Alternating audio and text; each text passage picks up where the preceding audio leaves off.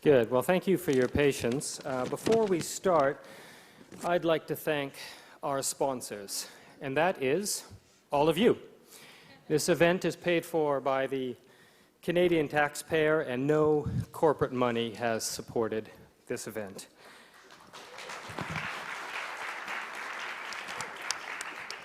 I'd also like to note a couple of technical matters. We have a translation of portions of the event into Spanish, and for questions, cue cards will be going around, and if you have any questions, please note them down.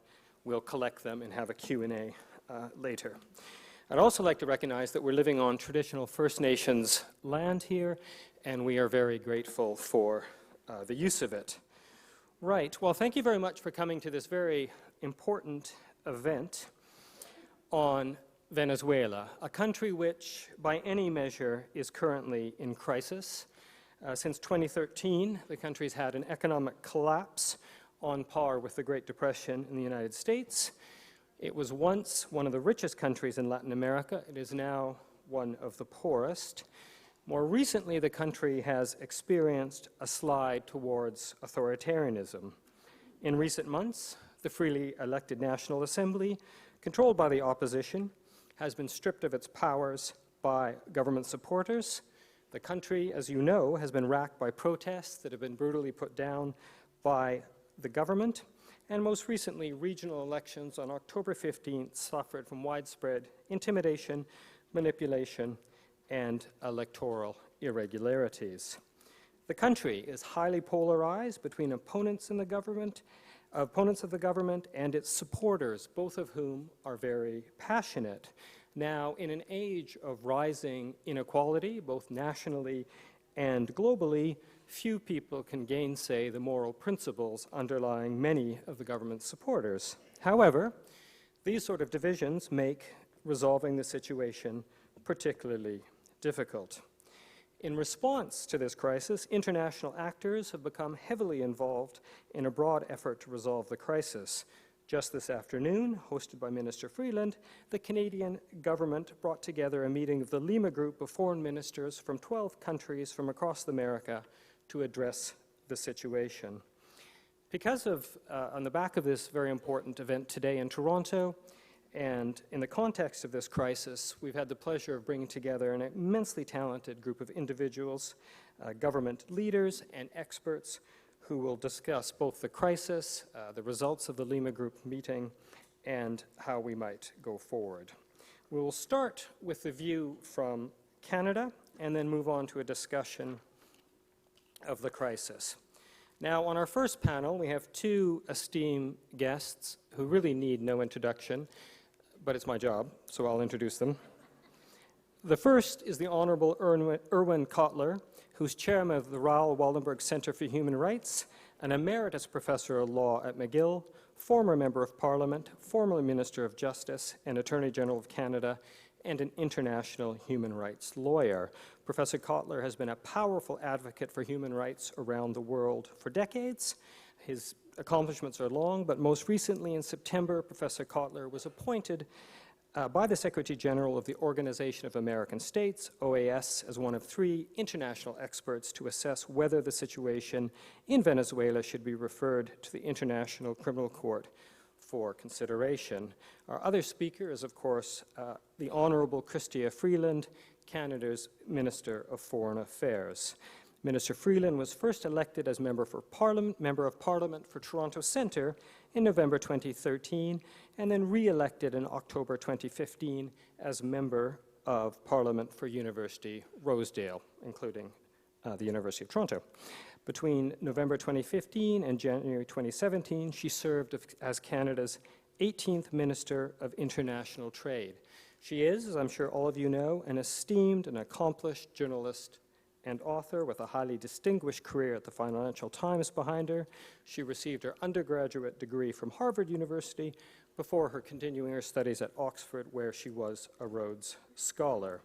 Now, to moderate the discussion, we have Professor Lucan Way, who's in my department, political science here at the University of Toronto. Professor Way has written extensively on democratization and hybrid democratic authoritarian regimes. Lucan, the floor is yours. You, is this it? Thank you, Randall. Now, as Randall mentioned, this event is here to mark the Lima Group meeting of foreign ministers. But before we talk about that meeting, I want to sort of talk a little bit about the situation now in Venezuela. Now, Professor Kotler, you've been recently appointed by the OAS to investigate human rights in Venezuela. What have you found out so far? Well, we've held 2 public hearings in Washington under the auspices of the OAS. We've had a series of witness testimonies from academic experts to members of parliament, to members of the judiciary, and the like. And we've also examined documentary evidence, whether compiled by the OAS, whether by the UN Commissioner for Human Rights and other agencies. And even this morning, we had a very distinguished public forum today with experts in that regard. So this has been an ongoing inquiry, in effect. And what has come before us have been the following sets of witness evidence and documentary testimony. Number 1, patterns, widespread and systematic patterns of targeted assaults on the civilian population, and in particular, patterns of persecution and prosecution that arguably could amount to crimes against humanity.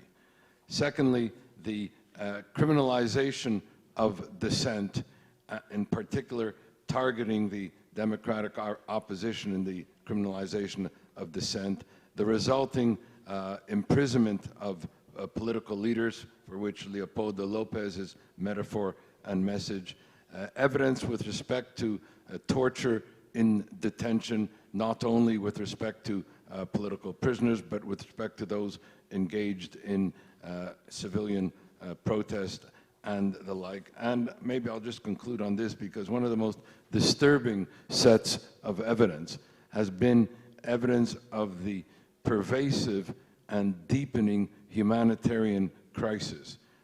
References with regard to starvation, disease, dramatic rises in infant mortality and maternal mortality.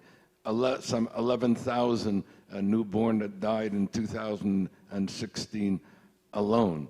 And in one of the testimonies put before us, that the accompanying denial and rejection of humanitarian and medical aid and assistance by the Venezuelan leadership may amount to a crime against humanity, as being a pattern of inhumane acts resulting in the widespread suffering, the starvation and deaths in the civilian population. Thank you. That does sound really quite awful.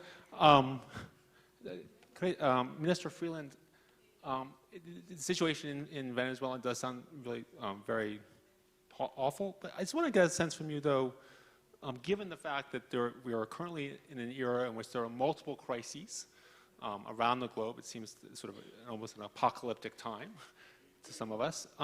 What's at stake for Canada in the crisis in Venezuela? Okay, that is an excellent question, Lucan. And I hope people will permit me to just say a few little general introductory things before diving into that one. So let me first of all say I'm so sorry for being late. I am always overly optimistic on how long these international meetings will last, and I was the host, so it's my fault that I couldn't stop people from talking. But 14 Latin American ministers, imagine how that was. But it was a great meeting, but it was hard to keep people contained. With some translation involved. Second of all, as Randall said, where is Randall? As Randall said, I am here not only as your foreign minister, but as your constituency MP. I am extremely proud to be the member of parliament for University Rosedale, and this is one of the universities. And I'm especially pleased because the fact that we are having this meeting alongside the Lima Group meeting is the result of a cup of tea that Randall and Lucan and I had in my backyard this summer. And I talked to them about the fact that, as the Prime Minister said at the UN last year, Canada really is back We are stepping up our international engagement. And it is my belief that it needs to be the whole country doing it, not just the government. And what better way to have the whole country be part of it than to have our intellectual leadership be part of the conversation. And so what we decided we would try to do that summer is have the Munk School do some kind of parallel event with the Lima group meeting. And I really want to thank you guys for doing it. You know, it's about opening up the conversation to a lot more people than the 15 Lima group representatives who were in the room, and also bringing Canadian brains to bear. So I'm very excited about that, very grateful. So why Venezuela, and what is at stake for Canada? I think many things are at stake, but let me mention three. One is, this is our neighborhood. This is our hemisphere, and Canada has an extremely important leadership role in the OAS and in our hemisphere. It's something that our neighbors are calling us to step up to do. It's something that it is very much in our self-interest to do. And it's important for us to act for the people of Venezuela, but it's also important for us to act for the people of the region. You know, we were reminded by the foreign minister of St. Lucia that Venezuela is just 6 miles in a fast boat away.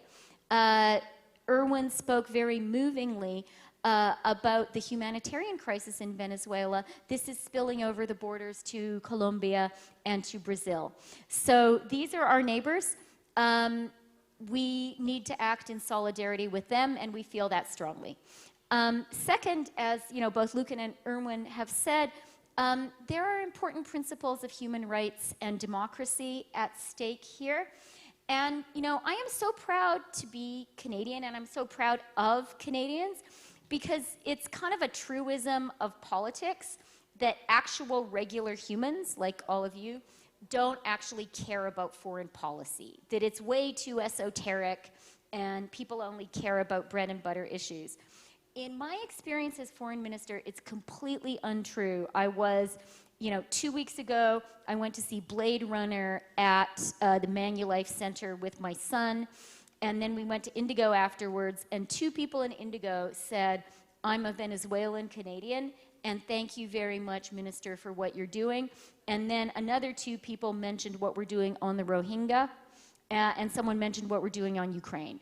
I think people in general, but maybe Canadians particularly, for lots of reasons of our history and culture, we feel strongly about human rights of other people in other countries, and I'm proud of us, and it's important for us to step up. And then, you know, the third reason, which I think is absolutely important right now, is more broadly, I think this is a moment when, for Canada, establishing the role of international institutions and the rule of law-based international order has tremendous direct repercussions for us on a lot of issues. And if we want that order to be effective for us as Canadians, say when it comes to global trade, I think we have to be stepping up and speaking out when we are seeing violations of the rights of other people in other countries. So that's a few reasons for Venezuela. Thank you very much. So can you just tell us, so what happened today? So we had a little bit longer than it was supposed to be, but very good meeting. I'm holding the declaration that we all agreed. I'm sure Jeremy, my chief of staff, and Laurence, my policy person, are here. Is it on our website? Okay, so it will very quickly be available on our website in Spanish, English, and French. And what's important, there are a few kind of key points about the declaration. One is really continuing, you know, it's very important that this be an international community and a community of neighbors who are speaking out.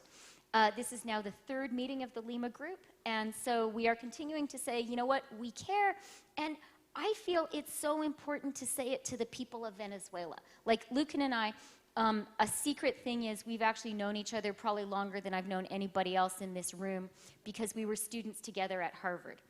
And at that time, we were both studying what was still the Soviet Union. And we then both went and spent time in the former Soviet Union. And a thing that we both heard was how important it was for people in the Soviet Union to know that they were being heard outside. And I think, you know, as a country descends into authoritarianism, the victims of that authoritarianism need to hear that we hear them and we support them. So that's one thing the Declaration does. Another is draw attention to the humanitarian crisis, which Erwin has talked about. A third important point is we have a little message for the opposition, which is in non-diplomatic language, get your act together, guys. You know, at the end, yeah. At the end of the day, this is an issue that the people of Venezuela have to solve. We can help from the outside, but it's up to you guys. And then finally, we have agreed that the next meeting of the Lima group will be in Santiago, Chile, in the beginning of next year.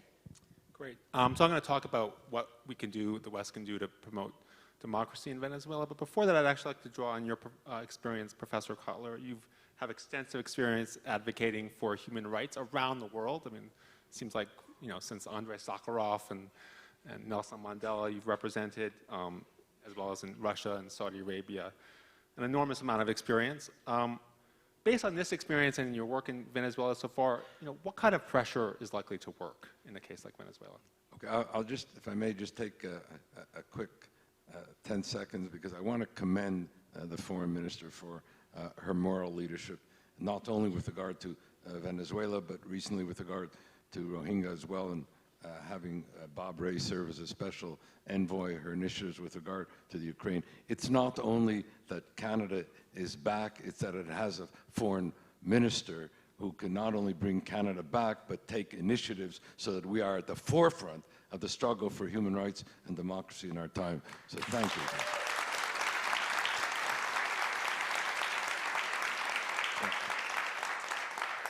In the matter of experience, the two separate sets of experience. The first was, and we're going back now about 45 years, but that was in both the struggle for human rights in the former Soviet Union, specifically also in the matter of the struggle for Soviet Jewry at the time, and the struggle against apartheid, and acting as legal counsel to the two political prisoners who became the voice, the face, the identity of those struggles, respectively, Anatoly Sharansky in the former Soviet Union and Nelson Mandela in South Africa. And there were a number of advocacy initiatives that we developed during those struggles that I think are still relevant today.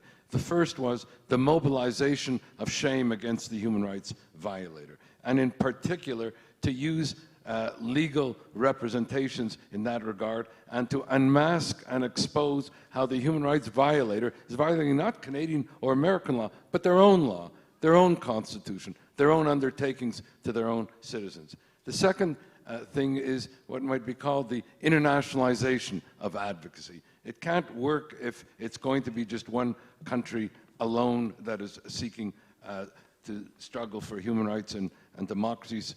Certainly when it's a human rights violator country, then it has to come from the outside. The third thing is the importance of combating cultures of impunity and of holding human rights violators to account. The fourth thing has to do with the role that civil society can play and creating a critical mass of advocacy by the various constituents of civil society. Let me give you just one example in terms of the struggle for Soviet Jewry. At the time, we created women for Soviet Jewry groups, lawyers for Soviet Jewry, parliamentarians for Soviet Jewry, scientists, artists. I can go on and on. You had a critical mass of advocacy, and not only in Canada, it was internationalized. So you had women for Soviet Jewry in Canada, in the UK, in France, the United States, and elsewhere. I think we have to replicate that approach. And if I can just borrow one example of an exchange that I had with then President Gorbachev, I think it's very revealing about advocacy then, but even advocacy now. I always wondered what role then President Gorbachev had played in the release of Sharansky after close to 9 years imprisonment. He was released almost within 6 months of Gorbachev becoming president. And we happened to have been on a panel, and I asked him a question on this in the late 80s. He answered in translation, but his answer was very revealing, and it had reference specifically to Canada. He said, you know, he said, I was a Secretary of Agriculture, then in the former Soviet Union. He said, I have to tell you that in 1984, you may not believe this, I never heard of Anatoly Sharansky. Yes, I know he was a household word in the United States, Canada. I never heard of him. He said, I came to Canada on my first foreign trip, and I came and I appeared before your Canadian Parliamentary Committee on Agriculture. He said, yes, they asked me a few questions on agriculture. Then they started to ask me questions about this Sharansky. He said, I didn't know what they were speaking about. Then I left the Parliament buildings, and there was this enormous demonstration with regard to Sharansky and other political prisoners. Then I was hosted over the weekend by your Minister of Agriculture, Eugene Whelan. Yes, we talked about agriculture, but he kept talking to me about this Sharansky.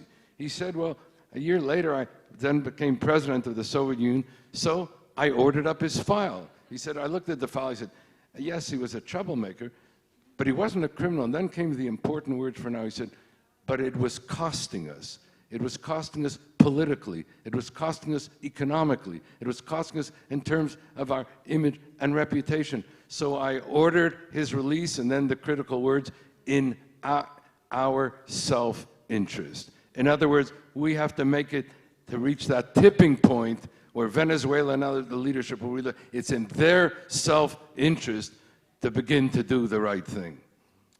Thank you. So, Minister Freeland, or Christian. Yeah, okay, Christian. Thanks. I have a question. In your press conference, you spoke about isolating Maduro, if I'm correct.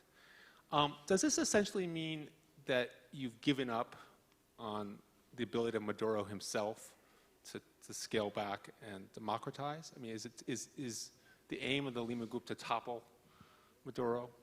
Is that what? Look, we firmly believe that a political solution is possible and essential in Venezuela, and that political solution has to be found by the people of Venezuela. We also believe that Maduro and the people closest to him are violating the rights of the people of Venezuela. As Erwin has very eloquently described, they are violating the specific human rights of specific Venezuelans, and they are systematically dismantling Venezuelan democracy. And I think, like in Randall's introduction, one of the key things here, and part of what makes this so tragic, is going backwards. Venezuela was so successful at one point, and Randall mentioned the inequalities. You know, Lucan, that's something we're worried about in Canada, but you know, the dismantling is very troubling. And we think, you know, exactly as Erwin said, Erwin gave the recipe, right? It is important to call people to account. It is important to say there is international accountability, and we are naming names. And we're saying, we know that you're doing this, and you need to be ashamed. Having said that, we do believe a political solution is essential and important, and so people need to talk. Sounds good. So your government, I guess our government, sorry, has... It's all right. We are in a democracy, so let's not forget that. Has recently imposed sanctions on the top 40 Maduro officials. I'm curious, I mean, when thinking about the Cold War, sanctions were, you know, part of the Cold War, but there was also a lot of other actions, as Erwin mentioned, you know, the media, RFERL in the United States, to strengthen democracy in the Soviet Union. So can you talk about sort of, are there discussions of a broader range of actions beyond simply sanctions, you know, both to strengthen the opposition? I mean, the opposition right now is very divided. I mean, is there a role to play for the international environment to sort of help the opposition along? Are there other things that, you know, civil society can do to strengthen democracy in Venezuela? Yeah, and I think you guys are part of it here, right? Having some opposition figures here, being part of the conversation. You know, again, I'm leaning on the theoretical concepts that Erwin highlighted, but, you know, that's the textbook, right? You know, I think we need to give people hope. We need to let the opposition in Venezuela, and not just the organized political figures, but regular people. I mean, all of those regular people who have taken such risks by standing up for their rights. They need to know that they're not alone. They need to know that we see them and that we support them. So speaking matters. I tortured some Spanish words today on video just so that people would see that, you know, Canada stands for them.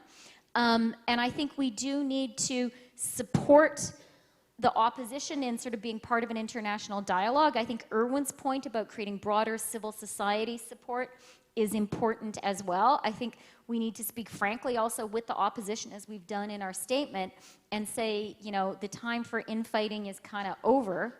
And that's really important. But I also think, Lucan, and you know, this is the very painful part when you are looking at such a terrible situation and really such a devastating humanitarian crisis. At the end of the day, none of us is going to fix it. At the end of the day, this is going to have to be a solution that Venezuelans find for themselves, and we are very mindful of that. I don't know if Erwin wants to add anything. Just very, I mean, we're witnessing today two broad phenomena. One is a resurgent global authoritarianism, of which Venezuela has now joined the communities of Iran and Russia in that regard. And secondly, in one which is in our particular control, and that is what I would call a democratic recession, of democracy in retreat.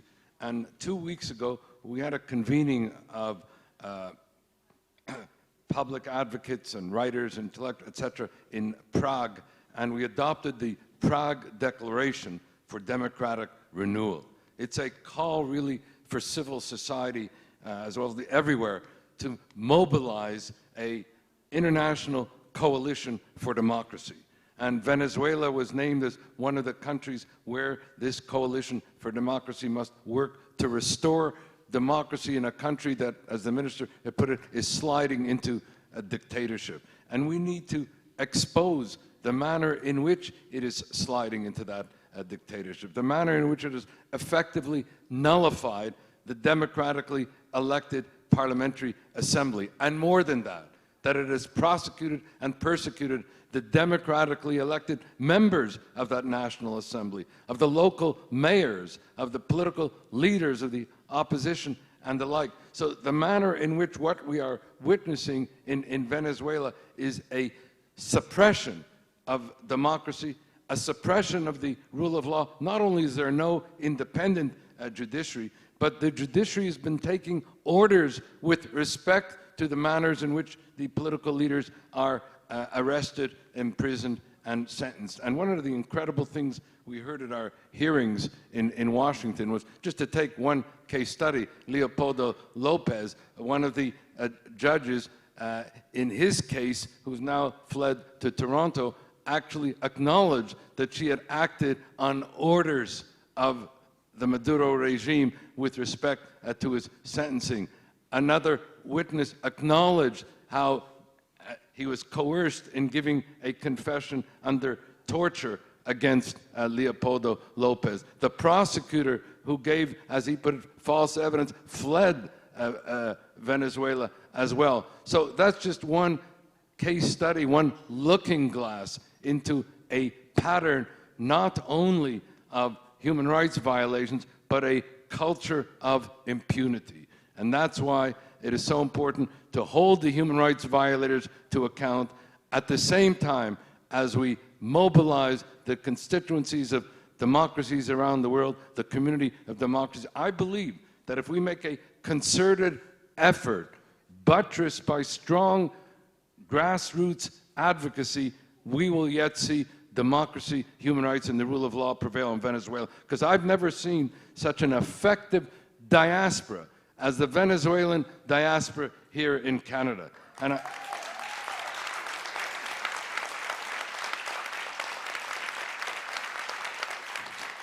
And I won't forget how they organized the referendum this past summer. And I came and I was an observer in Mississauga and other places here in Toronto, where thousands came out to cast their ballot. And there you saw, you know, democracy at work. Let's make it possible in all of Venezuela.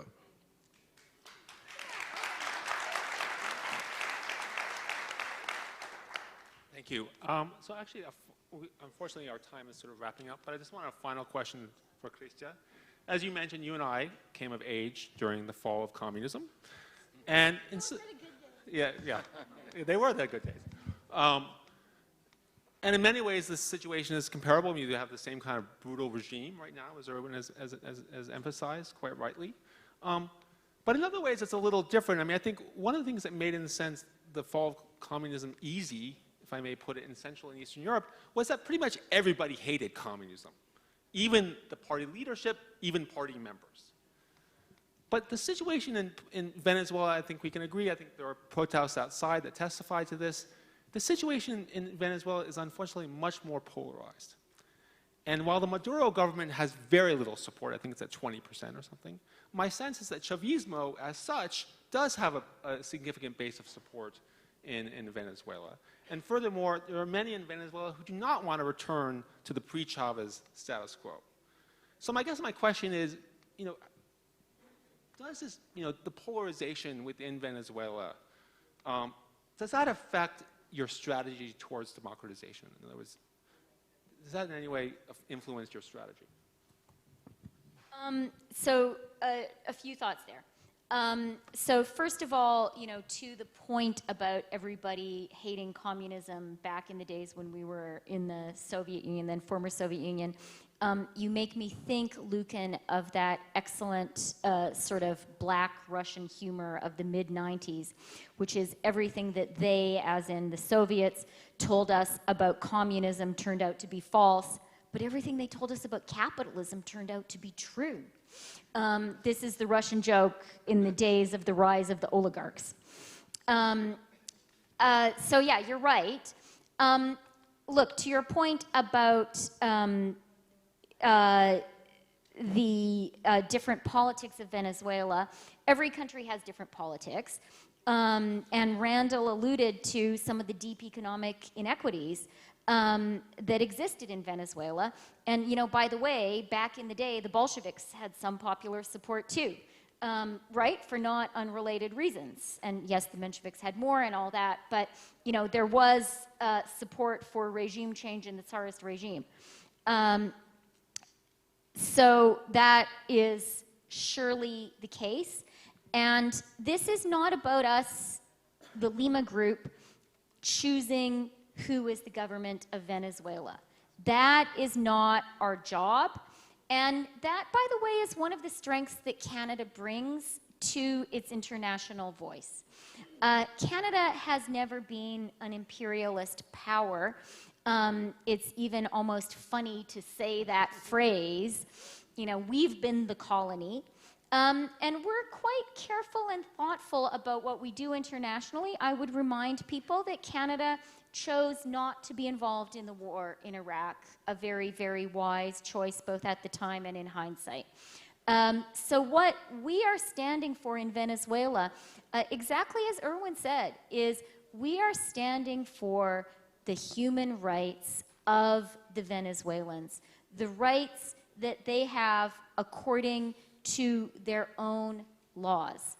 And it is absolutely right for us to stand with them in solidarity, in support of those rights.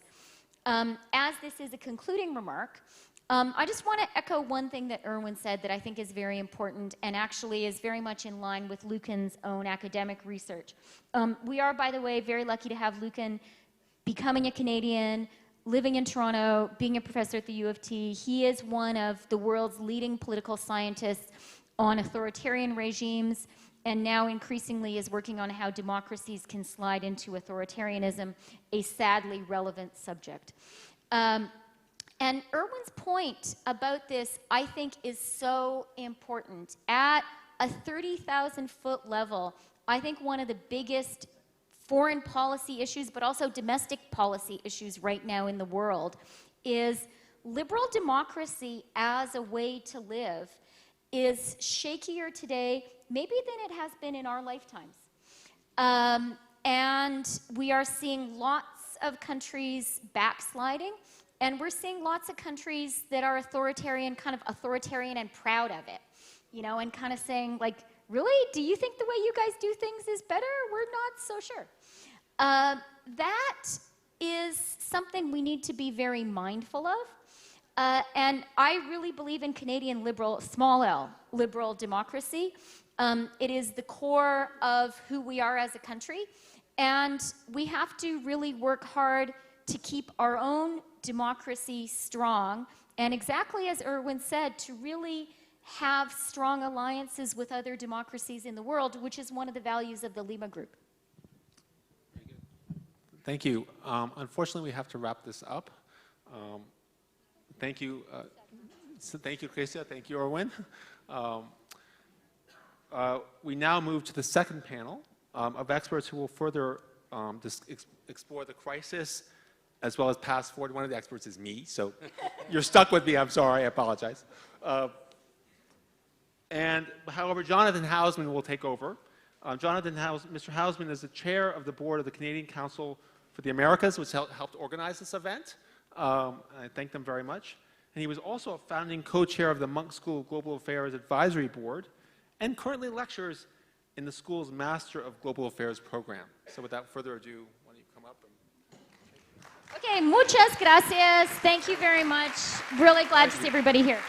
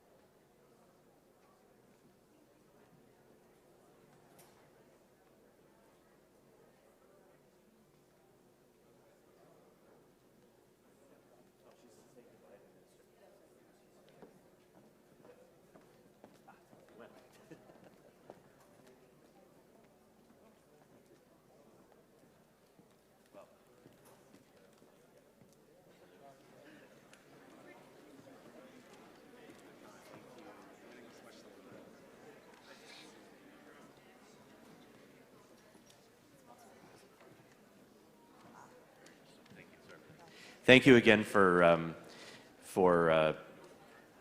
waiting for the transition here. And we realize we're running a little bit behind schedule, but we've tried to make up a little bit of time by having a very short transition.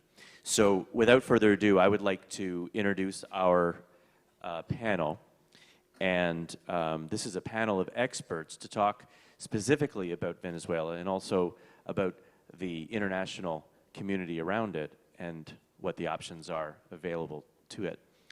Let me first introduce, to my left, Professor Jennifer McCoy, who is Director of the Global Studies Institute at Georgia State University and has been a longtime follower of Venezuela. I'd like to also introduce to her left Dr. Luisa Ortega, who is Attorney General of the Bolivarian Republic of Venezuela, who fled Venezuela in August. Gary Huffbauer, to her left, Senior Fellow at the Peterson Institute for International Economics, and of course Lucan, who you've already met in the last panel, who of course is Professor of Political Science at the University of Toronto. What we're going to do in this session is talk about 4 or 5 different key issues that we think is really critical to this dialogue. Let me start by asking Jennifer to kick off and describe for us, if you would, a picture, paint a picture as to how we got here in Venezuela, and what you think the current state of play is in the country.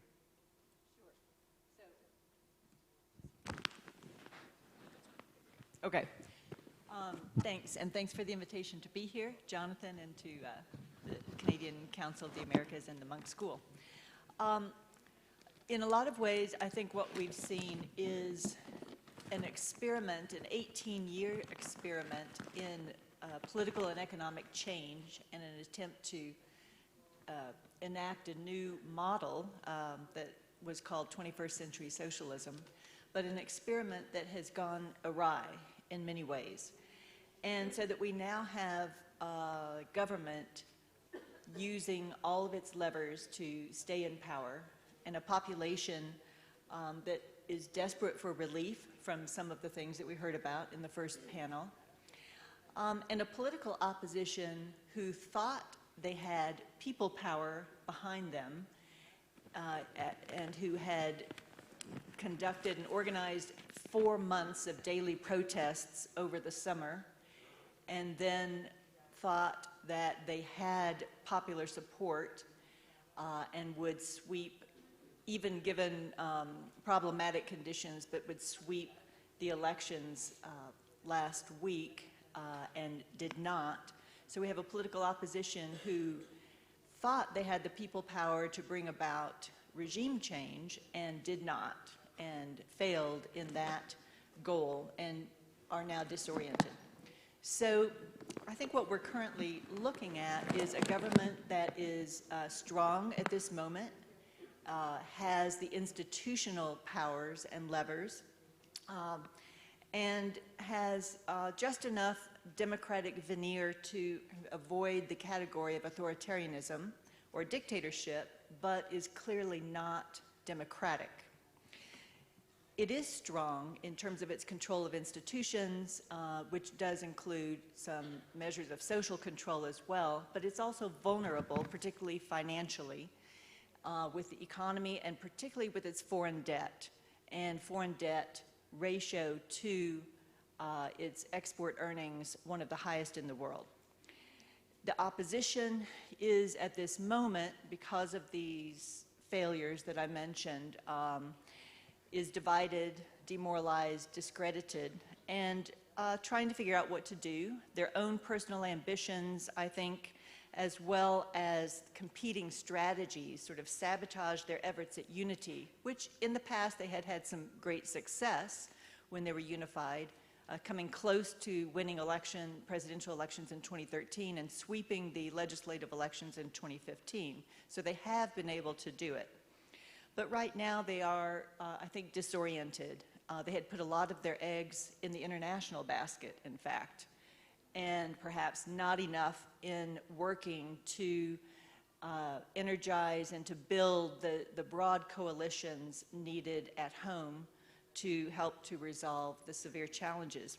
The society, I think, is demoralized and depressed and suffering, and seeing political leadership all around, not solving their severe medical and public health and food and inflationary problems that they're facing.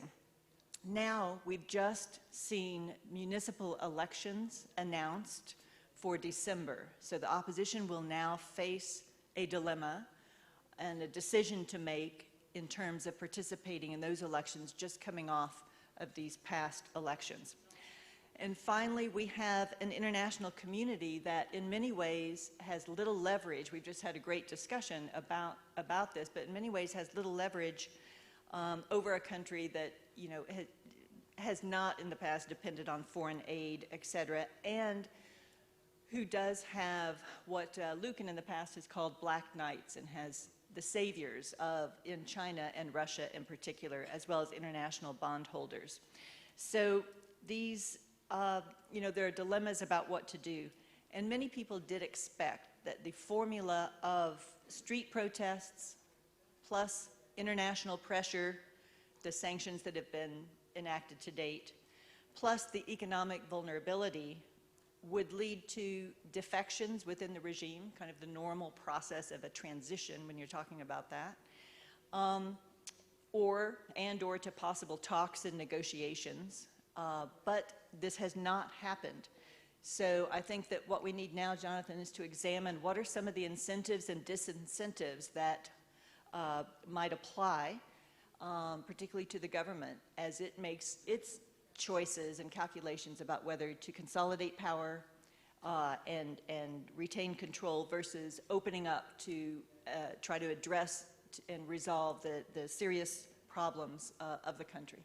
Well, thank you very much for orienting us. I think there are really two analytically challenging issues. One is the one you've posed here, which is what do you do about this?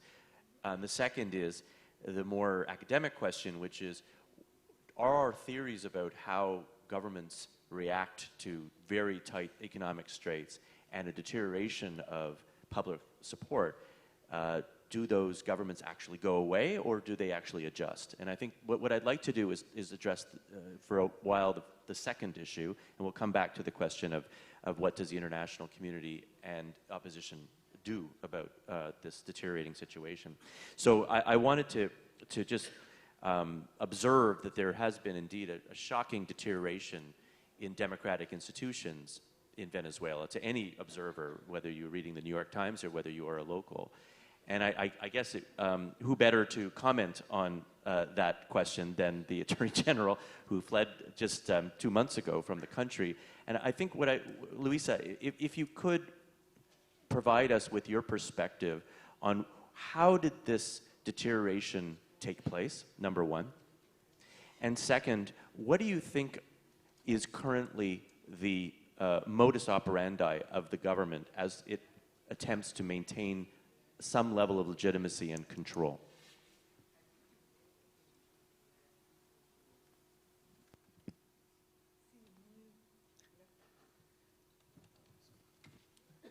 Hola.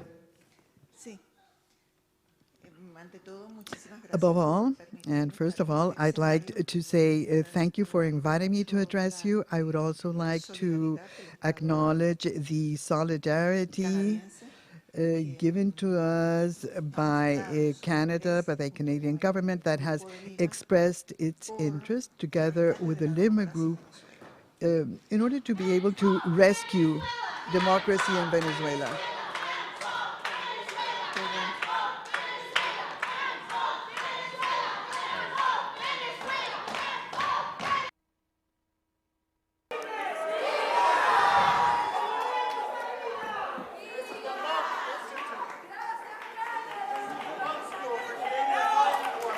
I think the point has been made.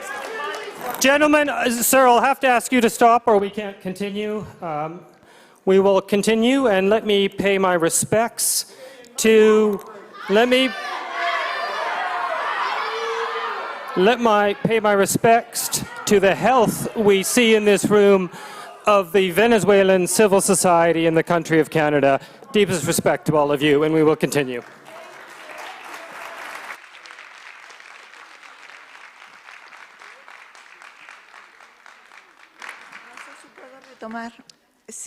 Yes, please go on. Thank you very much. Sorry for the delay. You have yourselves witnessed what happens in Venezuela today. This exactly has to do with freedom of speech in Venezuela. It is impossible to raise our voices because people are persecuted and are imprisoned. I was paying very close attention to the previous panel, and I realized that of course, you have not been there, and I know what is happening in Venezuela, and maybe many of you here present also have been in Venezuela and know what it is about. I have heard in the political spheres that Maduro has said that The international community must recognize the Constituent Assembly because the governors have actually been sworn before the Constituent Assembly. But this is as if you are tortured and then you confess after having been tortured. So if you are told that you will be taken to prison, that you will be no longer able to assume any political office, then of course you do what they want you to do. This is what is happening in Venezuela. There's no separation of powers because the higher Tribunal of Justice and the CEE are completely under the domination and control of Maduro's regime. The higher court of justice, the Supreme Court of Justice has appointed 17 different members after the opposition won the election for the National Assembly. And in 70 years, they selected 13 members to be able to secure the permanence of the government. And aside from the fact that they don't have the experience and they do not have a judicial career, even the day before, some of them were MPs who had been self-selected to become Supreme Court members and judges. So would you believe that there is justice in a country where the maximum and the highest court subordinates itself to the executive power? Obviously, as a result of this, we had many decisions that were made against the rule of law. It is to say sentences that actually removed competencies from the other branches of power and those that opposed the government, and this is how the National Assembly lost its powers, as well as different agencies of the state, and I acted as one of the opponents to this, and this is why I was so seriously persecuted. It was so bad that I had to leave the country. But this is not all. In Venezuela, we cannot have any further elections with this electoral council because it is the highest level in the electoral process in Venezuela. So how can we win the elections if we have the same electoral council? We have already seen the past experiences that we have had not only with the National Assembly, but other experiences. Fraud didn't take place on the day elections were run. It was from the very moment that elections were called. There were many roadblocks for the registration of candidates. The poll posts were moved, and there was a series of roadblocks and obstacles so as to prevent any other alternative to win, any alternative different from them. So our civil society is subordinated to the government today. If they don't think and act as the government tells them, they become the government's enemy, and this is why there is speaking now about internal enemies, and they criminalize these people.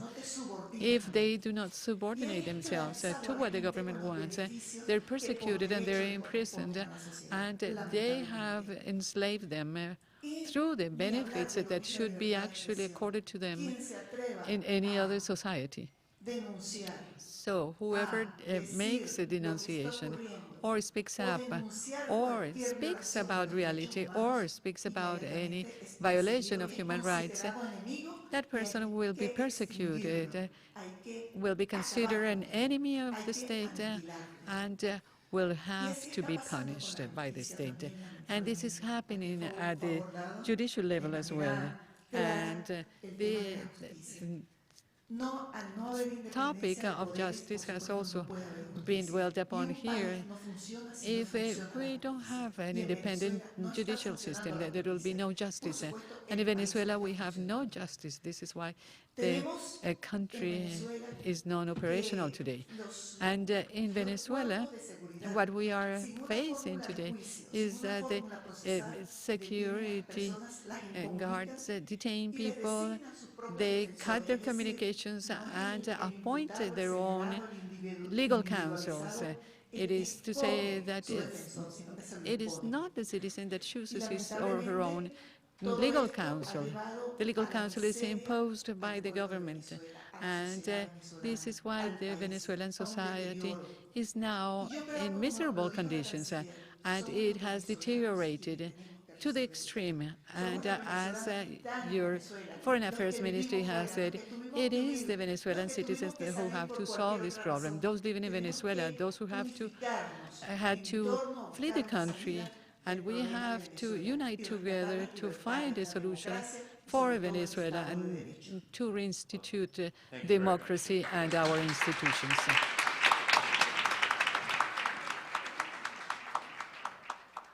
There are a lot of themes there, but one I'd like to pick up on is the question of the politicization of everything. And I actually would ask Lucan if you would to describe for us in some global context what this phenomenon is, how effective is it, that even programs providing food, for example, even programs that are designed to be universal are actually very particularistic in Venezuela today. And it is being used as a tool. Give us some context. Sure. Just up. Okay. Yes. No. That many authoritarian regimes today use public institutions to further their rule. I mean, this is in the cases I know more about in the former Soviet Union. Universities are a major site of ruling party activity.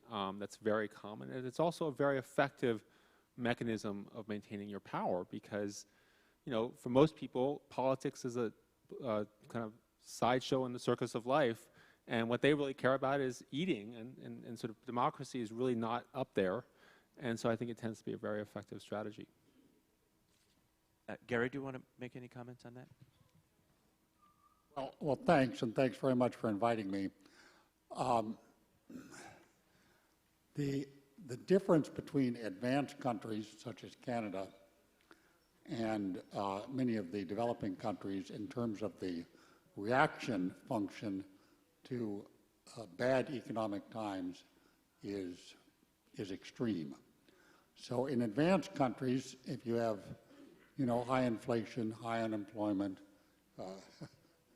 you know, utter chaos, well, the government goes, and you have an election, and that would be true of Europe. It'd be true of much of North America, parts of Asia.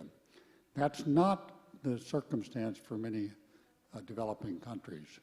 And the story in many developing countries is the economy can get worse and the government can get stronger. And I know that's an unhappy story, but we've seen this play in Zimbabwe for many years now. We've seen it in Burma. Well, Myanmar, as it's now called. We've seen it in Nigeria. I was kind of an early Peace Corps effort in Nigeria called Crossroads Africa back in 1960. That's a long time ago and before many people in the audience were probably born, but the country is worse off now than it was then. So how is that possible? Well, it's possible for the reasons that Lucan has said. Secret police tends to be pretty good in these countries, but in more modern times, they have learned how to control all the instruments of social control, universities, internet, media of all kinds, and then handing out ration cards and so forth to those who support them. So that's what you've got going in Venezuela today. I guess the big question, which you'll come to, Chairman, is whether external economic pressure, sanctions, could make any difference. Let me add something. Go ahead. You know, I think it's important to state Venezuela is now a dictatorship.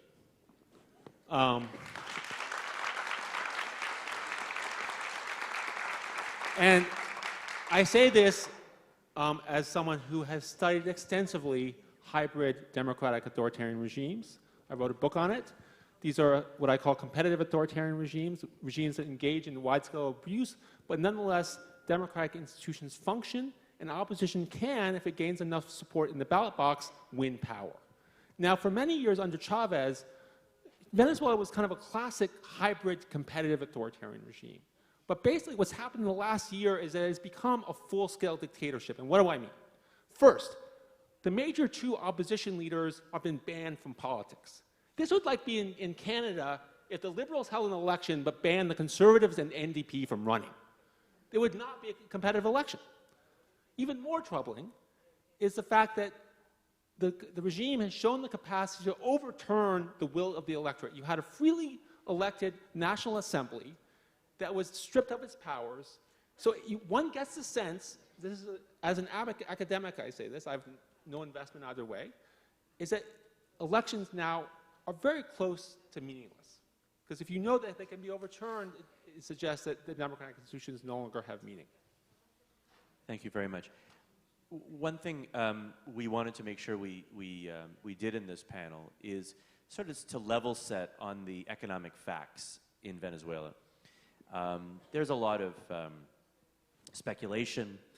If you're operating in the bond markets, you're always wondering, am I getting paid enough for this credit risk? When are they going to default? Are they going to default? But it's interesting, the intersection of that rather bloodless analysis of economics and financing and balance sheets with the political calculus, because they are intimately linked. The dilemma that Dr. Ortega mentioned when we were talking earlier: do you take care of domestic needs, or do you take care of external creditors' needs? So what I thought I would do is just state some of the facts that I've spent some time trying to establish here over a number of years of being involved with Venezuela myself. And they're quite shocking, actually, but these are the facts. And I call them facts because, of course, there's no such thing as facts, as we know. But this comes directly from a speech that was given 3.5 hours ago by Alejandro Werner, who is the IMF Western Hemisphere Director, who just did a study of Venezuela that ended 6 weeks ago. So I think this is, as authoritative as it gets. So the Venezuelan economy is likely to have contracted 35%. The GDP contracted 35% between 2015 and 2017, i.e. by the end of this year. Inflation is now said to be about 30% a month, and the end-year inflation will be at a hyperinflated rate of 1,000% for the year of 2017. My friend and apparently distant cousin, Ricardo Hausmann, of course, the former Minister of Planning in Venezuela, yes, we are related, he tells me that it's closer to 1,800% using his Facebook friends in Venezuela. Of course, he doesn't go to Venezuela because he's an enemy of the state. It's also true that the currency is probably trading on the curb at around let's say 8,000 bolivar to the US dollar, whereas the official rate is 1,000. So there's a clear set of controls that are not working. 43,000. Sorry, I misread my own notes. I was reading what it is officially. Beg your pardon. 43,000. Beg your pardon. And here's I think the most interesting and most important set of facts, which I've spent some time with an oil analyst figuring out, and I would like to share with you. This is not from Mr. Werner. This is from my own research. So we have discerned that essentially the government is raising $0.5 billion, $500 million a month from oil, which is really very low for anyone who knows anything about PDVSA and the oil apparatus in the country. So essentially the country is really, after what it owes to the Chinese and to the Russians, which they pay them back in oil based on commitments made for upfront cash, they're essentially exporting 600,000 to 700,000 barrels a day for export.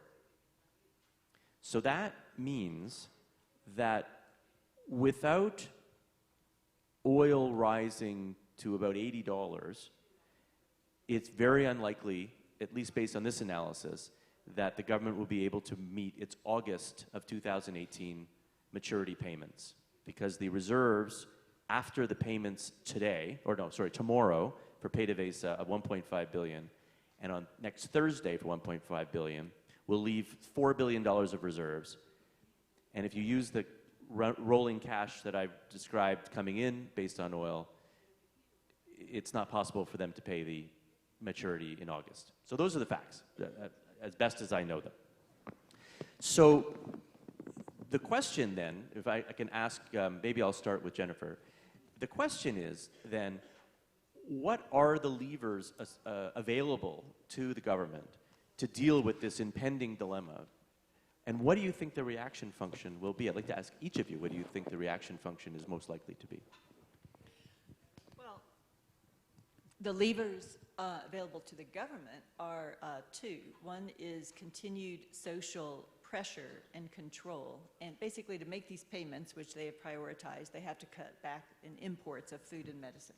So the population suffers, and continuing to do that is one, and the other is to look for people to help them out, and they have found that, as I mentioned earlier, so far in Russia and China. So the big question is, how long will China continue to give them some relief from payment, and how long will Russia continue to invest, or will it offer any further investments? And then, of course, there are the international bond holders, and the scandal over Goldman Sachs a few months ago of repurchasing bonds. So there are a number of actors who can come in here and who the government can draw on. So it's really, the lever is basically when the financial pressures are going so strong, is in this choice, this Faustian choice of making foreign payments versus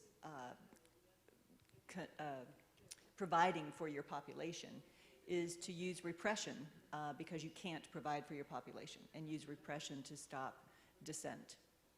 Thank you. Incidentally, the Russians are in the midst of restructuring their deal to look more like China's deal, which is much more punitive. So it looks like the direction, at least in Russia, is against accommodating the government, according to the Minister of Oil, who I met in Washington last week. So that's just further pressure. I just have to add one more quick thing, though, and because the others may want to comment. There is something that Canada is directly involved in, and that is the other source that the Venezuelan government has been looking to is the arco minero, so the mining sector, and they signed contracts with foreign investors for, I believe it was $10 billion last year in 2016. Some of those are large Canadian companies such as Barrick Gold, and so that is another source of income for the government that involves foreigners, and there are many drawbacks to the arco minero. Thank you. Dr. Ortega, what is your perspective on this? How will the Maduro government deal with this dilemma? Sí, de verdad que no sé cómo lo va a manejar él. Lo que sí te puedo Actually, decir, I really don't know how he's going to deal with this, but I can tell you or can give you my viewpoint and what I think should be the reaction of the international community. Actually, Venezuela has dismantled its productive apparatus, has dismantled economy, and has become an economy of ports because of the dollar. It received dollars for 10 bolivares, and dollar now, the price is 40,000. It's a very important business that is something that really pays off for the corrupt, especially because there was no food products and no drugs, or these had expired. And this is what has generated the crisis in Venezuela, because corruption has been the cause of all these evils. And the fortunes of the high government officials are in different countries, and they're not to their names, but to the names of their middlemen and relatives. So in terms of this, the international community does have a very important role to play, which could assist Venezuela, because I think that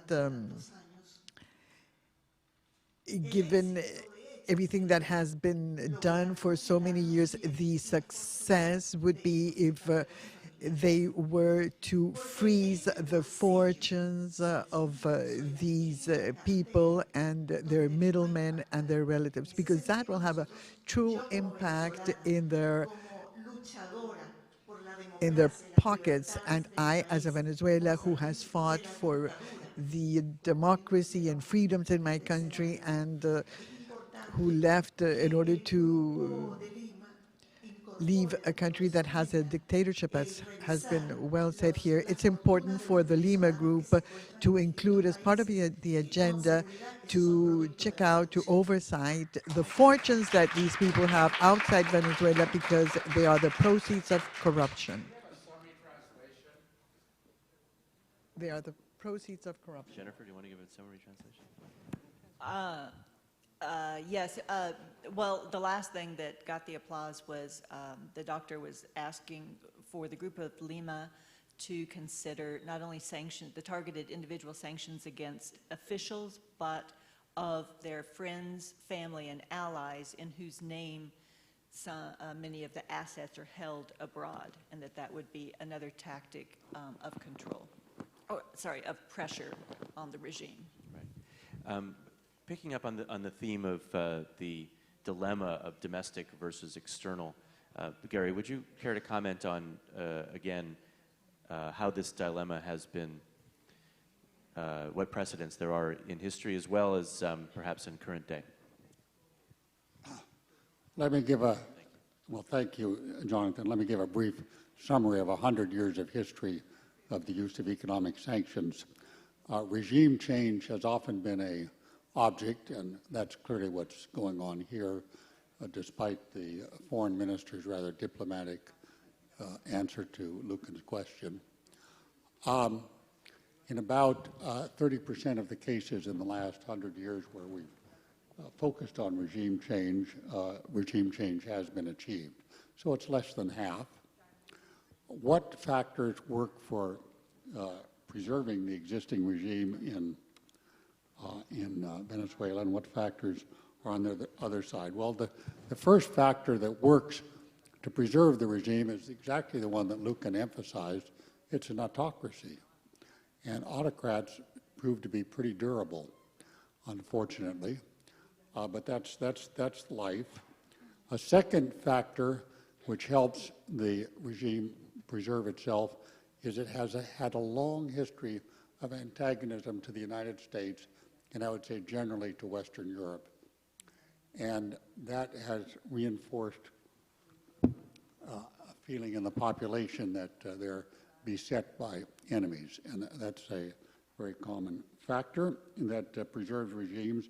And then the third factor, which I'd emphasize, there are others, but not going into detail, is again one that's been discussed here: external support from China and Russia. So that's what's going for the regime, and even if sanctions are ramped up, it has these factors going for it. Now, the present sanctions have no bite, and targeted sanctions on individuals don't have much record of success. And we've looked at a lot of cases, and they're not very successful, though they make us feel good because we're punishing some individual who's, been very misbehaving or worse in the country in question. But forceful sanctions, there's not a direct relationship between the economic force of sanctions and the likelihood that the regime will collapse, but there's some relationship, a moderate correlation there.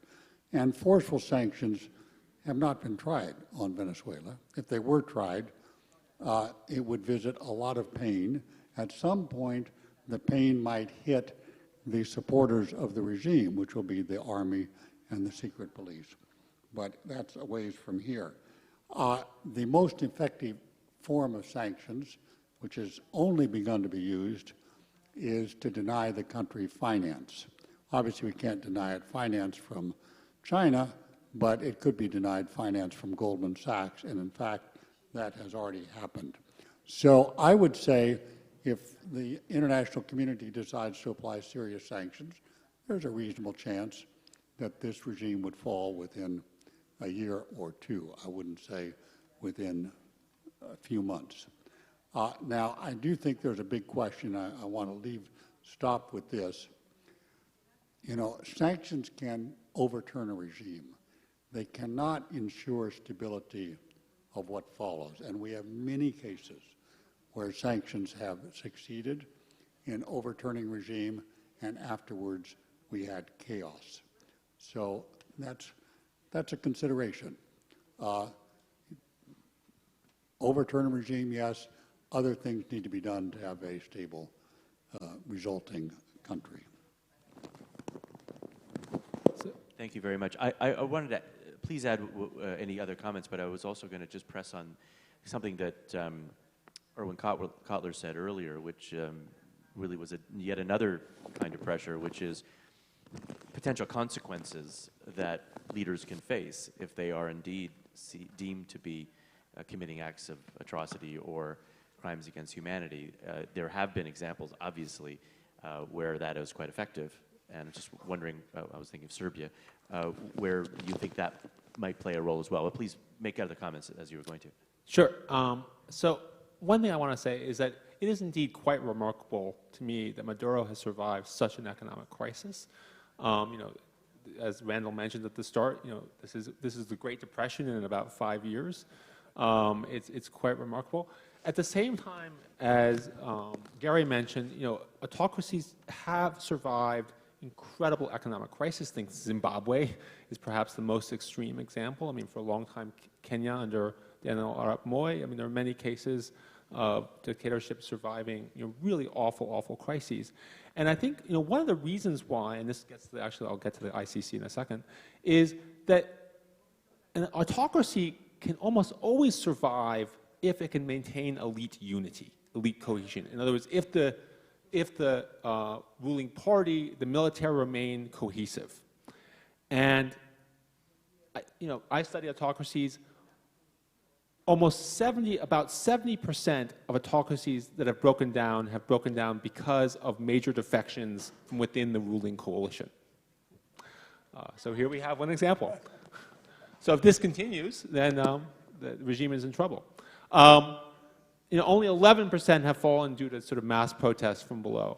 And this actually, I think, has important implications potentially for sanctions and also the ICC. Well, I'll start with the ICC. Now, at one level, I think the ICC makes a lot of sense. I mean, certainly in terms of justice, you know, it absolutely makes sense in terms of the brutality of the regime. The downside, in the short term, is it means that the regime leaders have every reason to hang on at all costs, and really increases the cost of exit. So I think there is a danger there. And I'm also a little bit worried about sanctions, because I think sanctions can, I'm not necessarily opposed to sanctions, but I think that under certain circumstances, they can strengthen the unity of the regime, because basically, you know, what's happened in Russia is that Putin loves the sanctions because they mean that all of his oligarch friends are totally dependent on him for their income. So they really can't defect in a way that if they, without the sanctions. So in some sense, and this was actually also the true of the, in Serbia in the 1990s, that in the near term, sanctions were actually, Milosevic loved them because they allowed him to, everybody was inward looking, no one, everyone was terrified the regime would fall, and it meant that the leaders would be willing to do everything to keep it afloat. So I think we have to be really sensitive to this issue when we think about sanctions. Dr. Ortega, you wanted to make a comment. I would just ask you, what is your assessment of this description that Lucan has given us?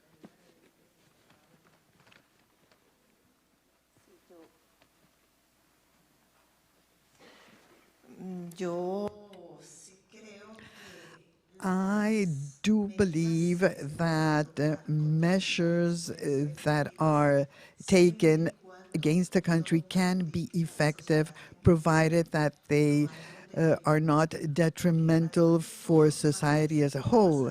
Because in addition to all the problems, the issues that people are confronted, if there's a sanction which is imposed and exacerbates that situation, it would make it even more painful. And at least in my case, that's what I wouldn't want to see that happening in my country. However, there is an activity that could be carried out externally in the area of human rights. We have international agencies such as the ICC, the International Criminal Court, and I understand that the OAS is doing some work with the previous panel member. I forgot his name, excuse me. I apologize, I forgot his name, but anyway. And they've been working with the purpose of go to the ICC.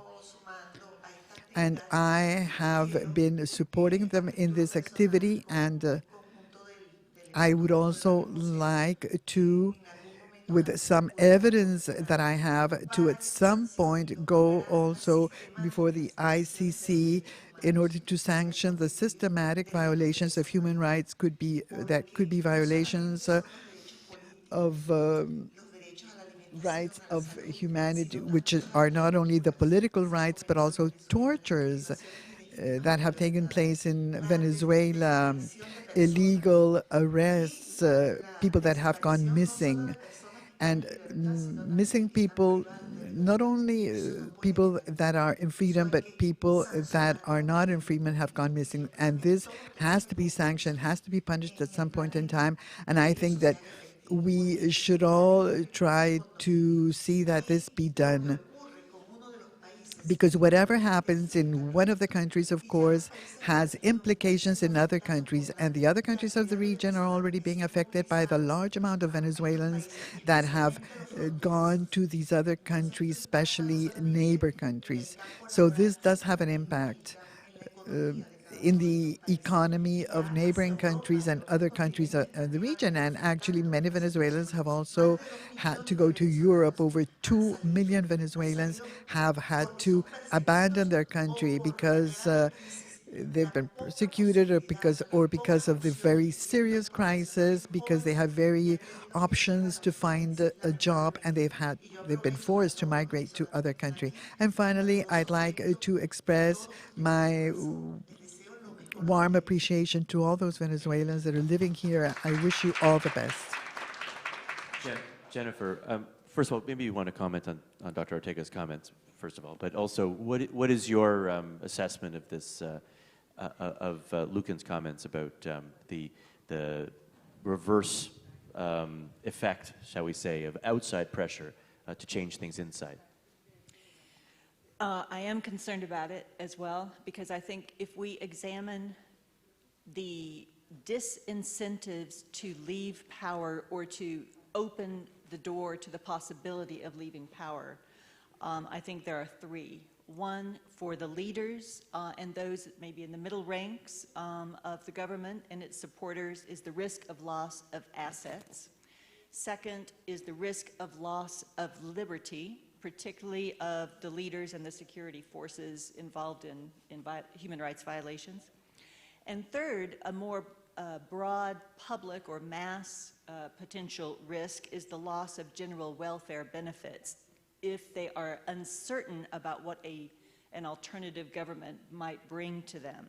So I think we have to examine those disincentives to open up, to negotiate, or to establish constitutional rule again, and look at those. And therefore, your question about transitional justice, I think, is crucial, because transitional justice focuses, a lot of people think it's just impunity, and it is not.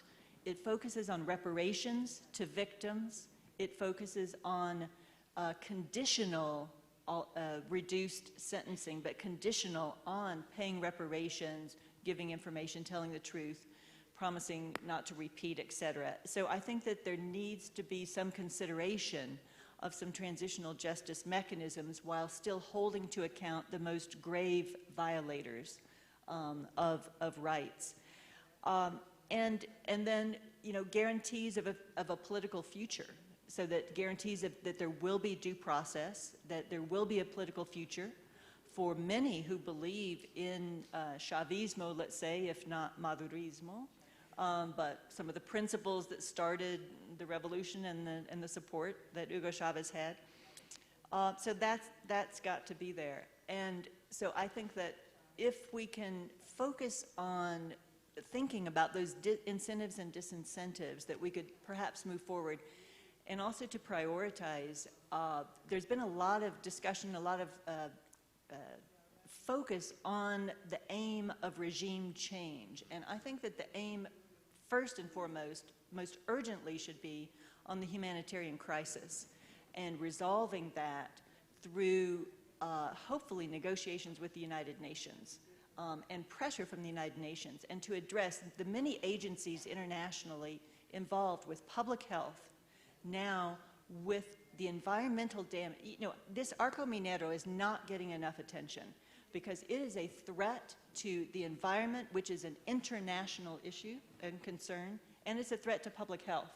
And I think that malaria that was under control in Venezuela is now out of control again, in part because of this.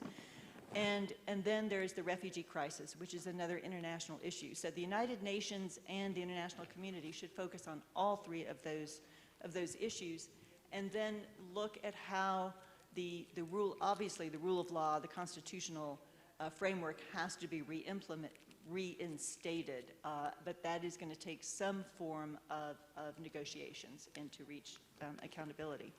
And finally, the last thing I would say for the international community is to not give up hope on the electoral process. I do not think that Venezuelans want to give up hope on the electoral process as a means to move forward, but it's going to take a lot of effort, both to convince Venezuelans to vote, because that was one of the reasons why the results of the last election, and to repair the very serious damage to the process and the constraints. So one possibility would be for Canada and others to support independent verifications and study missions. There's a municipal election coming up, to have some independent study missions to actually document, to look at the actual problems and make clear recommendations for change before any presidential election possibility may be coming next year. Thanks very much. Anyone else want to make a comment on this topic before we move on to yet another? No? Okay. One of the dynamics we haven't really talked much about, although it came up in a small way in the first part of the discussion, is the opposition. So Minister Freeland made, I think, a special note here that part of the communication from the foreign ministers of the region is for the opposition to kind of get together. And that is a very important message back to Venezuela, but I think maybe if we can take a more analytical approach to it and ask, perhaps starting with you, Lucan, what are the challenges when the opposition is fragmented, as it seems to be in Venezuela, and what are the catalyzing or galvanizing kind of milestones that we have to look for before we really see a coming together of opposition to make something happen? And part of this, of course, is historical in Venezuela, about the relationship between the elites and the broader population, but part of it is also about the structure of government and the structure of civil society. Well, I can say one thing. First, it is true that a fragmented opposition is death knell in many ways. I mean, you have a lot of authoritarian regimes in Hungary and the like who survive for a very long time, in economic crisis and the like, and that gives the regime room for maneuver if the opposition cannot get its act together. And at the same time, I mean, I guess I'm certainly no Venezuela expert, but the opposition has relatively recently been successful at unifying, at least as far as I understand. Is that right? And so I'm not sure it's in that element is so hopeless. I mean, I agree with Jennifer that it's worth sort of.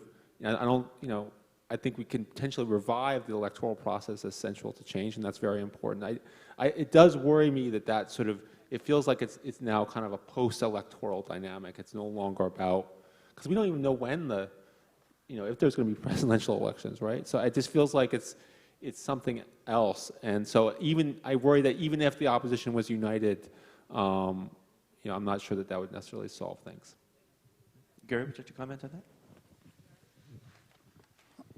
I have no hope for kind of a peaceful transition, kind of a gentle transition from where we are now in that country or other countries which are similarly ruled, of which there are many, these governments don't go away, and the opposition is naturally fragmented because if it were unified, it would be in jail. So, you know, you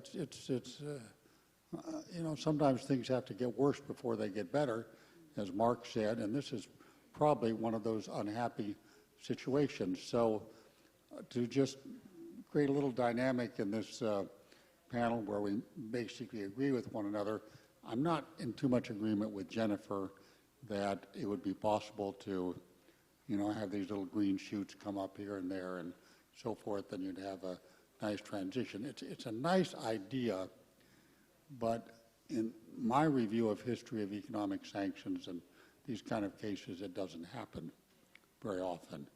In fact, I can't think of a case where it's happened. So, you know, Venezuela might be the first. Serbia. I actually think that yeah. Serbia represents a case where economic sanctions, I think, in combination with, you know, the Kosovo War, But it did work. But it was not easy. I mean, the head of Serbia ended up in the International Criminal Court. We ended up bombing the country. I mean, what the heck? I mean, that was not a gentle transition. Okay, fair enough. But it was a transition. It did democratize. Hard to argue with that. True. It did democratize. Yes, it did indeed. Yeah, I'm not saying that countries can't democratize. I'm not saying that. I'm just saying that tends to be blood on the floor before you get from here to there. Sí, Dr. pero hay Ortega. algo que en Venezuela Yes, se han caído todos los manuales. in Venezuela, there is no handbook that has worked. So in Venezuela, anything is possible. I got it. It's okay. Bueno, sí. I'd like to, so we have two things we're going to do here, ladies and gentlemen. The first is we're going to have one last pass from a question from me to the panel, which is a little bit more forward-looking. And you can probably get a sense from the responses from the different participants about maybe how their comments will be colored. And then we're going to collect, as I think they are, oh, perfecto. Thank you. We're going to collect, which I just did, some questions from the audience. There's a lot of them, but I will be selective. What I'll try to do, while the panelists are speaking, I'll be going through and trying to see if there's common themes so that we can be more efficient. But I would like to pose this question to the panel, and I'll start with Gary. The question is, how do you imagine the roadmap forward? We've talked a lot about the current state. I've tried to paint, I guess, something of an economic picture. There's a picture of the current state of democratic institutions and the current state of popularity of this government and its means of maintaining control. But we need to really do justice to this title of this panel. Resolving means looking forward. So let's look forward, and maybe each of the panelists can paint a picture for us as to what the next couple of years would look like, and how this will, one way or another, be resolved, or maybe not at all. I'll start with you, Gary. Well, I would say the most hopeful outlook would come if the international community, that means the major Western powers and the World Bank and the International Monetary Fund, would proactively put together a plan for very, very substantial resources for Venezuela once there's a new government there. And this is a country which is broke in every possible respect and will need enormous resources to have the very able diaspora come back to Venezuela and so on. That usually is missing in all these cases where we go for regime change. If you don't have that, you know, then you can give it to the Chinese or the Russians, or you can give it to the next round of instability. Thank you. Gülkan? So a couple of things. One, I think that any kind of transition would have to involve large-scale defections from the ruling coalition. I mean, I think I would be interested in what Luisa thinks about others who are going to follow her. That would be a very important thing to look for. I think at some level there are both reasons, there are some reasons for optimism and some reasons for pessimism. In contrast to most countries in Venezuela's position, Venezuela does have a long history of democracy, of well-institutionalized democracy. This is very important to remember. This is very different from most of the cases I study, who have no experience with democracy or sort of, a couple years here in the 1990s. So there really is a tradition to fall back on in Venezuela, which I think is important to remember in these dark times. The other issue, though, I think, which is more cause for pessimism, is, as I mentioned before, this deep polarization, which I think, as we saw on stage right here, it was very nice of them to demonstrate my point. And the reason why that's so problematic is that when you view the opposition as a fundamental threat to your way of life, then you're going to be willing to engage in all sorts of undemocratic behavior in order to keep them from gaining power. I mean, we've seen, sadly, the opposition supported the attempted military coup in 2002, and obviously the Chavez regime has been more than willing to kind of use polarization to justify autocratic behavior. And one of the things in particular that worries me about polarization is that, one, it actually does make, I think, defection harder. It does make defection of high-level people harder. And it also allows the regime to frame economic crisis as not their fault, but the outsider's fault. And as we saw in Cuba, obviously, for more than a generation, this allowed them to sidestep blame for the economic crisis. I mean, economic crisis is only going to cause mass dissent if people believe that the government is responsible. But if large parts of the population believe that the Western action is responsible, well, then that actually may help the regime. So, thank you very much. Doctora. Yo soy muy optimista. Well, I am very optimistic. I truly believe that we will recover democracy and freedoms very soon. And I think that the peoples of Venezuela deserve exactly that, a government that respects their rights and that respects its people and will enable its people to develop its own capabilities and, most importantly, that respects human dignity.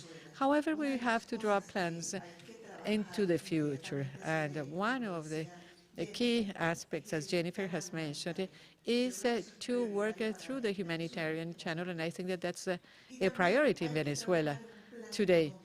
Also, we have to work on the economic side and to exert pressure so that the government adopts some measures that would enable the Venezuelan economy to make headway, and that can actually benefit and favor the population. And from the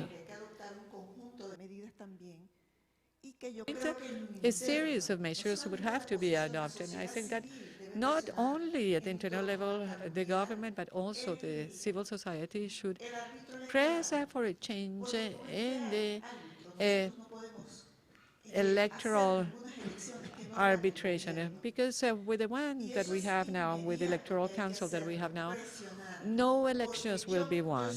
We have to press for this.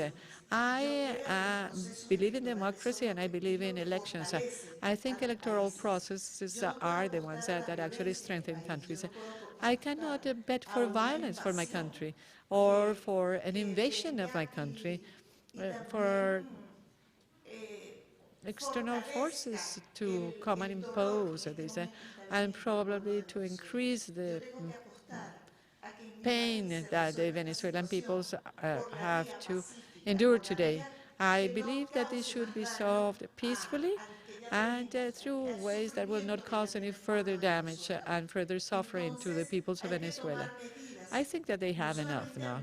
So I think that measures have to be adopted, not only inside the country, but also at the level of the international community, so that the Venezuelan government, because it's the government that actually has control over the Electoral Council and the Supreme Court, to press so that these justices in the Supreme Court are removed from office and have new ones come in. Without that, we will never have a truly independent judicial system in Venezuela. And I think that the international community can also exert pressure, because inorganic money is being circulated. And by this I mean money that is not backed up by any reserves. So it increases inflation, and it increases the prices of basic commodities, which directly affect the population, and also a reactivation plan for utilities and infrastructure, because all of the services and infrastructure are deteriorating in a very fast pace, and every time that there is a power blackout, for example, the government blames someone else for that. It never assumes its own responsibility, and this is why the support of the international community regarding these aspects would be a good startup, and of course, unity among Venezuelans. If we Venezuelans do not join hands in working together, because this is not a problem of the opposition, it is a problem that all Venezuelans face, regardless of whether they have some kind of religion, regardless of the sex preference that they have. We must all work together in favor of the rebuilding of the country for the benefit of all Venezuelans, so that Venezuela makes progress instead of going backwards as it is doing now. The lack of food is creating a very serious malnutrition problem, and Caritas organization has stated it yesterday that there is high malnutrition among Venezuelan children. And in the future, this would mean that aside from the physical deterioration, that their intellect will not be as brilliant as it could be because of this malnutrition. This is why we Venezuelans have to join efforts and rescue our liberties, democracy, the rule of law, respect for human rights. This is the work we have ahead of us as Venezuelans to be able to achieve these purposes. Jennifer? Thank you. Jennifer? Well, that was a very passionate speech, which I think is very welcome, Luisa. I think that the most likely scenario is continuity, and in that I agree with Lucan. I think that's, and Gary in that sense, and muddling through and depending on the economic situation that you mentioned, Jonathan. But I think that is the most likely scenario. However, I think we need to, I'm not completely pessimistic either. I join Luisa in this, in that if we remember that political change comes in waves and it doesn't come overnight, and there are usually, 2 steps forward and a couple of steps back. And also, unexpected, surprising events can be a catalyst to change. So we don't know what's going to happen in that regard.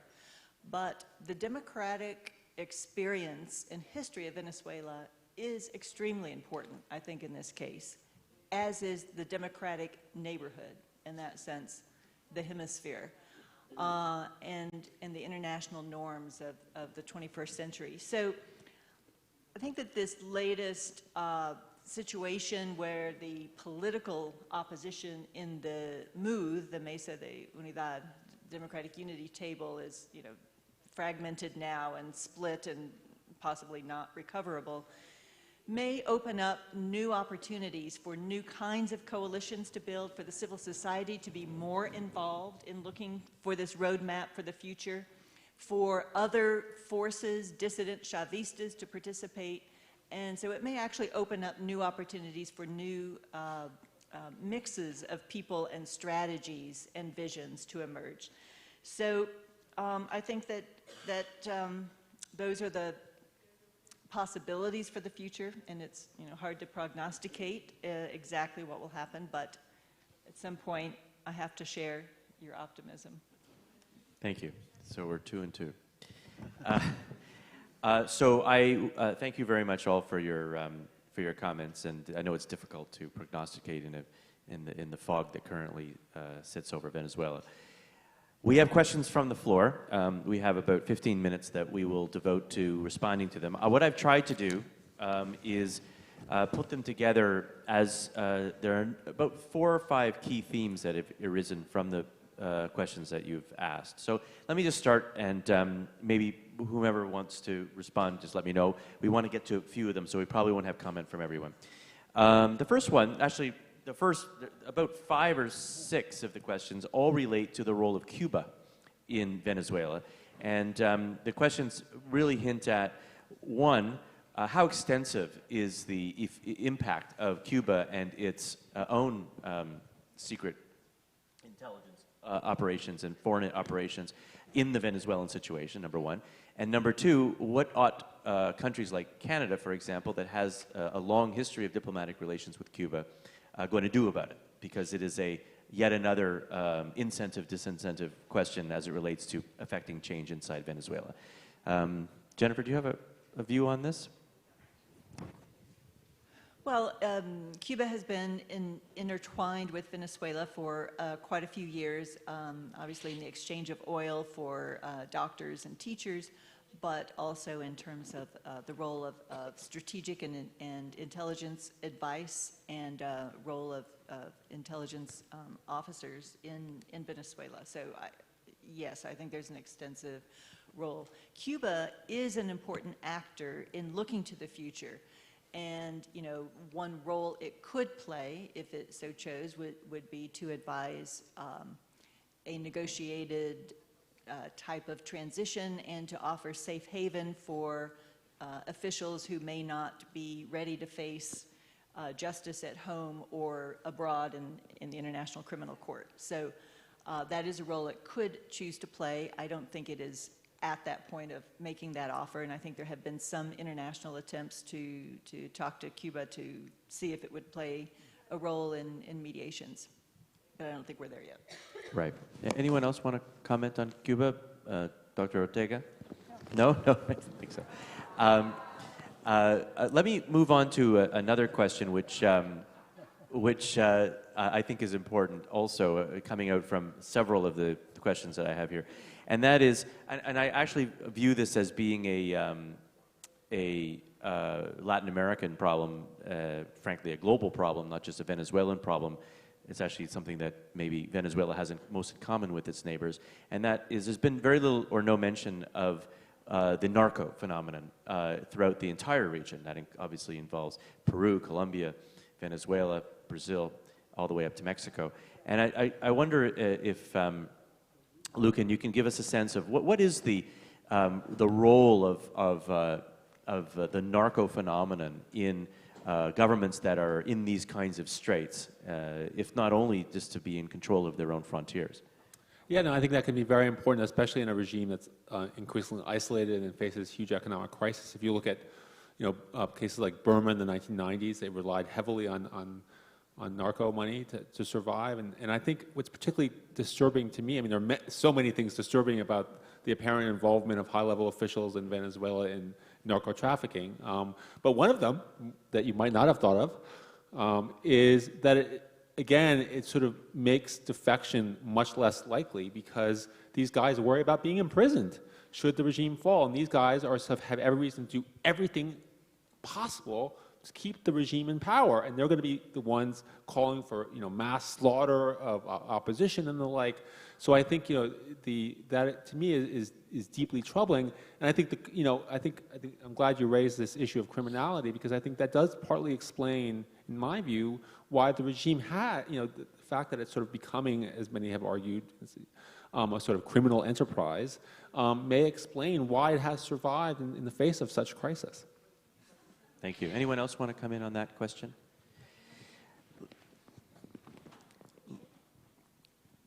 Dr. Ortega? Sí, indudablemente que Yes, Venezuela undoubtedly, Venezuela is a state where there is a lot of crime, and not only because of corruption, drug trafficking, illegal money laundering, and so on, but because domestically there's different activities which are crimes and that do have an impact, of course. I think that one of the major issues is drug trafficking and money laundering. Venezuela is a transit country for drugs, and for illegal drugs, of course, and that is something that should be a focus of the international community, specifically the region, because that does have an impact on the countries of the region, particularly in North America. And I think that sooner or later, justice must be made, because we cannot see that there is so much impunity in terms of these crimes that have such a negative impact on international community as a whole. Here's an interesting question, which again didn't come up, and I think it's great that people have such lateral thinking on this topic. The question reads this way, and it's the only one of its type, but I think it's a good question. How does the Trump phenomenon change the international calculus in terms of sanctions actually working, pressure actually working, because of the unpredictability, I dare say, mercurial nature of the foreign policy of the Trump administration? And maybe I'll ask Gary, who, of course, has no stranger to the U.S. government. Well, Trump is hard to predict, as we all know, and but he did, or his administration probably, Tillerson was the one who initiated this, but they did, ramp up these sanctions on named targeted individuals, and dissuaded Goldman Sachs from doing another bond deal. I regard those as fairly small steps. My guess, and it's just a guess, is that Trump probably doesn't focus on Venezuela. He has so many other things he's focusing on. He's got Iran, he's got North Korea, and who knows what else, NAFTA, Korea, U.S. So I think as long as Maduro doesn't do something that really irritates him, it will be kind of a low-key effort by Trump. But if Maduro did get on Trump's wrong side, he is perfectly capable, and the legal regime is there in the United States for him to initiate truly overwhelming sanctions on Venezuela, covering the financial sector, oil, and anything else you can think of. So it's a possibility, but right now I'd rate it as a fairly low probability. Thank you. Lucan? I think that Trump is the manna from heaven gift for Maduro. There is no better foil for Maduro than Trump. I mean, he couldn't have invented him. The best novelist could not have invented for Maduro a better foil. I mean, I think, his offhanded comments about military intervention, Maduro was like, thank the Lord, now we have someone to blame the economic crisis on. So I actually think, and not to mention the fact that, to put it mildly, Trump does not have a lot of, credibility in terms of democracy promotion. He clearly does not care about democracy. So I think that, as a whole, I mean, he really is probably bad for the Venezuelan opposition. Jennifer, yes. I agree with Lucan, and it not only is that, I think that Trump's America First policy and picking fights with other countries is detrimental to any possibility of a truly international effort against this. And so the comment on the military, kind of destroyed for a while the Latin American effort and even the group of Lima effort, which was meeting for the first time right after that comment, and notably the U.S. was not there, either wasn't invited or chose not to go. So I think it's very detrimental to any kind of international consensus, and also means that it would be very difficult to negotiate something with the other critical actors, Russia, China, Cuba, even Mexico, with whom, the U.S. has picked fights with all of them, unnecessarily. Thank you. So we just have time just for a few more minutes left, and I have a question here, which I feel obligated to ask. It is to Dr. Ortega, who I'll give the last word to. And the question reads very simply, they left the room now, but what would you say to the protesters that barged into this room?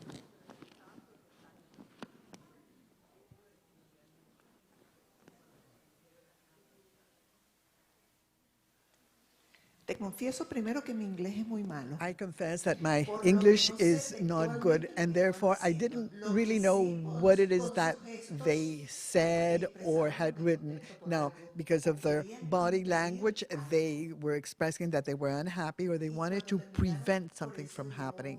And then when they finished, and then when I spoke after they left, I said is a mirror of what's happening in Venezuela.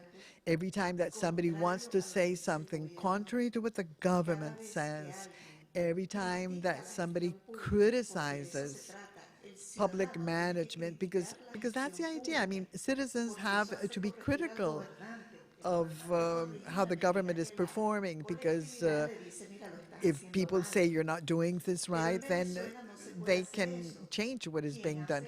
But in Venezuela, that cannot be done. If somebody speaks up, immediately they're incarcerated, they're put in prison. And I don't know. I assume that these people most likely are part of the Venezuelan government. Maybe, I don't know, the embassy maybe. They were not Venezuelans. Somebody says they're paid protesters. So the government has money to pay some people to come and protest in an act such as this one that deserves all respect. They have the money for that, but they have no money to buy food and to buy drugs for Venezuelans. Thank you very much. And I'd like to thank the entire panel, Gary, Lucan, Dr. Ortega, Jennifer, thank you so very much.